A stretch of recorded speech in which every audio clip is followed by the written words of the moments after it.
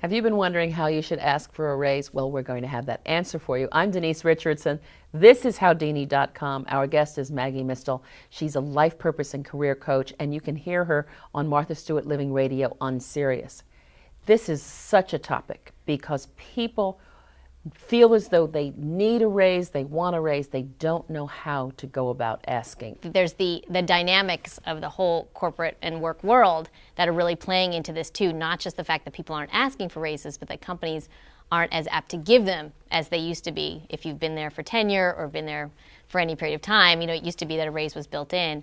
Now that's not really happening as much as it used to. How do you lay the groundwork for that bonus or for that raise? Right. Well, you want to ask at the right time. Timing is everything. That's just a great phrase to keep in mind.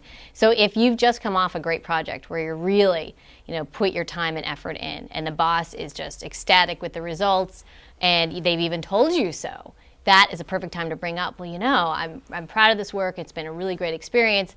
I'm just curious as to if I can expect anything, additional compensation, whether a raise or bonus, in return for all the effort that I put in. And they say no, what do you say? Really? Well, I'm glad that you had the conversation with me. Well, what's behind the no? Why not? Why not at this time? You must have encountered people who say, I've got the boss from hell, and I know I deserve a raise, but I know I'm not getting it from that person. How do you circumvent that person to make what you need happen? If you know you've done a good job, and people throughout the company know you've done a good job, and it's just your manager, talk to an HR contact that you have there. Find someone in HR that you can bend their ear, let them know about your situation, and see if they can't coach your manager in such a way, because there are certain rules and not so much restrictions, but companies do need to keep people within certain salary bands. So, one manager in a company just can't keep his or her department down. They really have to stay current with the rest of the organization, so HR can help in that situation. What borders on nagging? If you don't want to be a nag, always couch your requests in terms of what your manager's looking to do. So if your manager needs to put in place a brand new system by this time next year, you can talk to, well, I'm going to help you with that. I'm really a team player. Here's the things I can do. And, do you know, actually, by the way, if because we're all going through this effort, if there's more compensation that's going to be tied to any of this, because we will have more skills and experience. Because your manager in that situation also has an interest in getting a raise if they're in that project with you. So couch it, always put yourself in your manager's shoes, and you have a much better chance of communicating in a way that they can understand.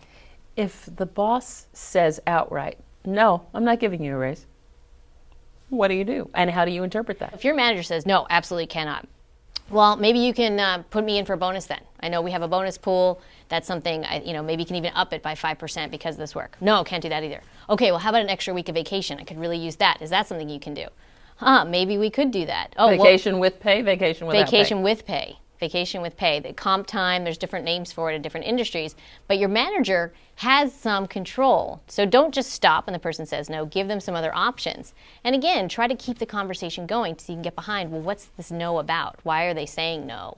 And then you can address what the real problem is. Maggie, what's the bottom line in asking for a raise? What are the two things that you really need to do in that process? Doing your job is important, but most companies will say, what have you done for me lately, right? So make sure you do your homework and you know what you're worth in the marketplace, and also track your successes so that you know why you're not only worth that, but maybe even a premium, as well as communicating those successes to your boss so that when time comes for them to say, Denise needs a raise, they know the 3 key reasons why and all the great accomplishments you've had. And we know why you're successful, Ms. Maggie Mistel. Thank you for being with us.